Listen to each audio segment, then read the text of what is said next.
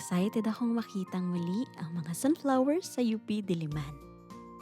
Hindi ko inasahan na sa araw na yun, graduation din pala ng mga eskolar ng bayan. Akala ko ang mga namumukadkad at madilaw na sunflowers lang ang dadalawin ko. Habang may mga estudyanteng nakasablay at nagse-celebrate, ako naman tahimik lang na naglalakad.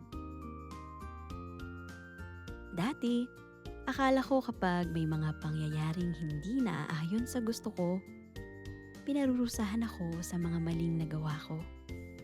Ngayon, hindi ko na pinaniniwalaan na bawat sakit ay parusa. Minsan, bahagi lang talaga ito ng pagiging tao.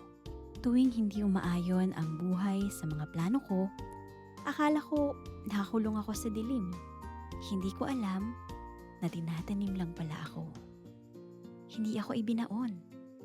Inihahanda lang pala ako. Hindi overnight ang pag-shift ng mindset na ito.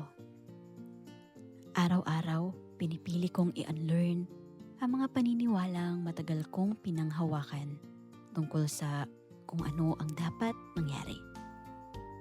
Napapatanong pa rin ako kung bakit kailangan kong mahirapan, masugatan, nasaktan, at minsan, hiniling ko rin sa langit na sana puno na lang ng saya ang buhay.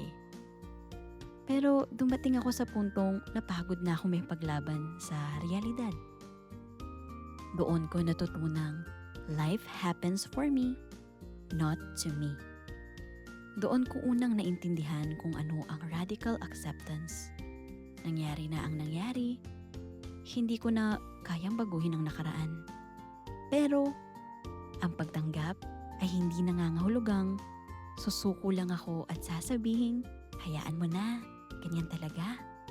Ang ibig sabihin nito ay tinatanggap ko ang kasalukuyan para magkaroon ako ng lakas na hubugin ang susunod kong hakbang. Habang pauwi na ako, napalungan uli ako sa mga sunflower. May mga bagong sibol, may mga malapit ng mamukadkad, may mga nalalanta na.